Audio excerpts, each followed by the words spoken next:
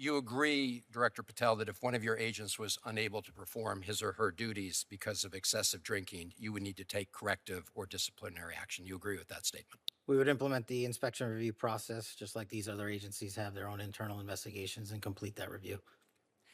As I said in my opening remarks, I really don't care about your personal life so long as you are able to perform your public and official responsibilities, which are awesome responsibilities.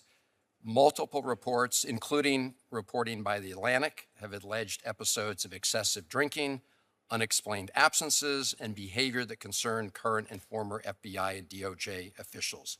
Kash Patel did not walk into that hearing looking nervous. He walked in looking like a man who had spent the last 48 hours speed-running stress, caffeine, media training, and whatever happens inside FBI group chats at 2 in the morning. The tie was tight. The jaw was clenched. The smile looked stapled onto his face like a corporate hostage video. And within minutes, everything started falling apart.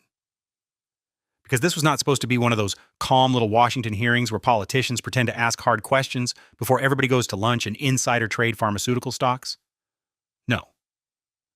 This one immediately had the energy of a substitute teacher, losing control of a middle school classroom. Papers slamming, senators interrupting each other, cameras zooming in every time Kash blinked too long. And the internet?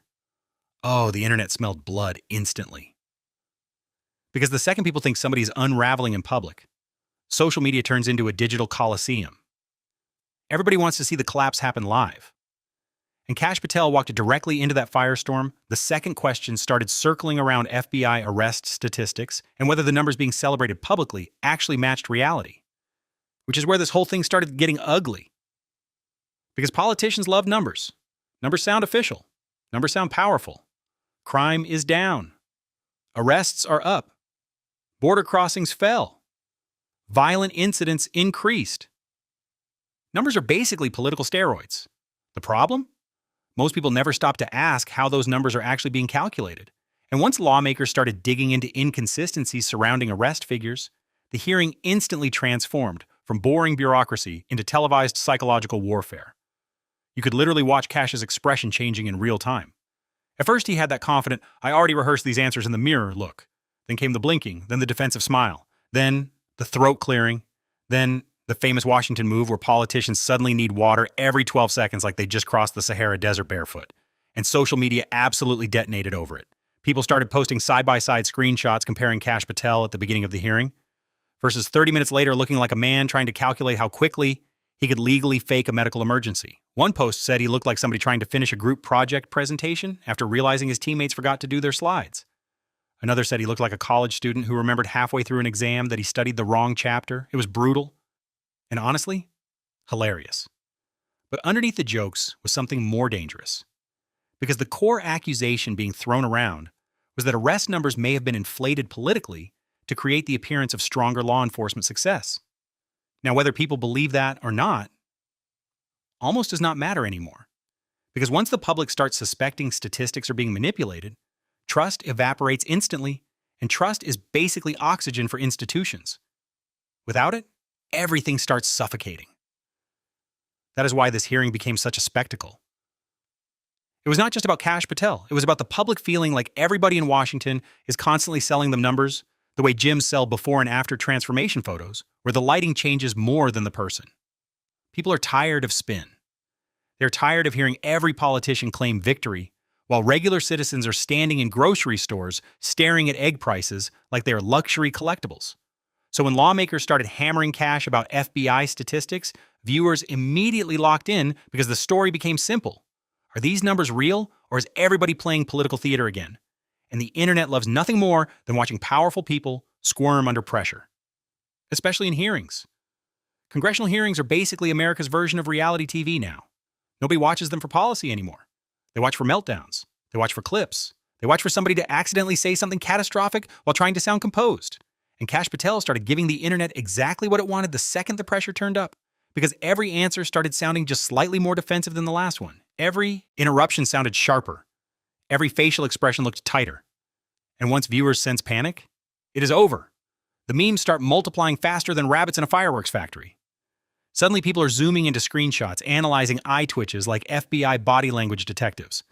Look at his face when they asked about the numbers. Look at him touching his nose. Why is he blinking like a broken Wi-Fi router? It becomes chaos instantly. And then came the really awkward moments.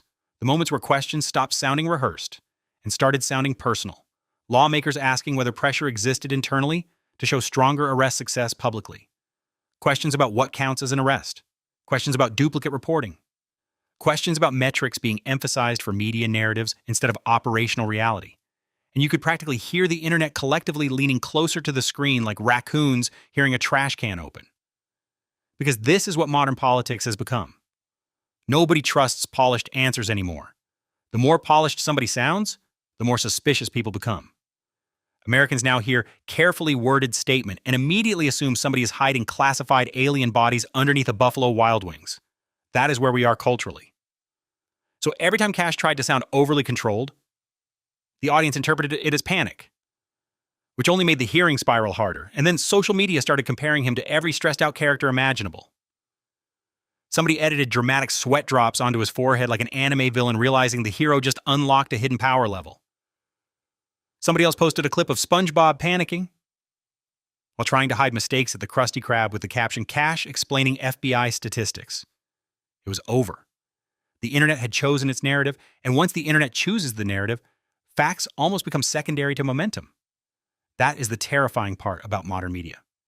Perception spreads faster than reality, especially when clips go viral, and this hearing produced the exact kind of clips the algorithm feeds on. Tension, interruption, visible discomfort, aggressive questioning, slightly awkward pauses. It had all the ingredients. Meanwhile, cable news immediately started doing what cable news does best, taking a 3-second facial expression and discussing it for 6 straight hours like archaeologists discovering a cursed tomb. What did that pause mean? Why did he react that way? Was that frustration? Was that nervousness?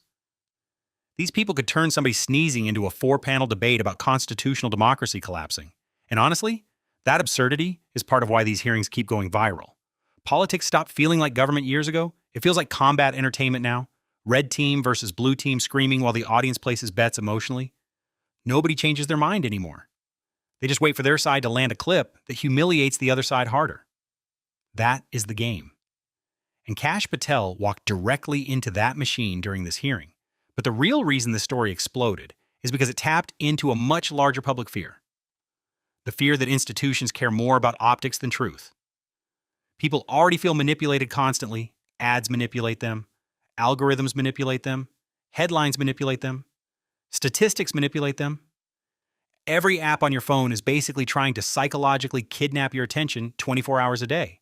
So when allegations start flying about inflated arrest numbers, people instantly connect emotionally because they already suspect everything around them is exaggerated. And honestly, that suspicion is powerful politically. Because once citizens stop trusting official numbers, every institution starts looking shaky. Suddenly, everybody becomes skeptical. Crime statistics, inflation statistics, employment numbers, polling data, everything gets questioned. Which is why hearings like this become much bigger than one official sweating under bright lights.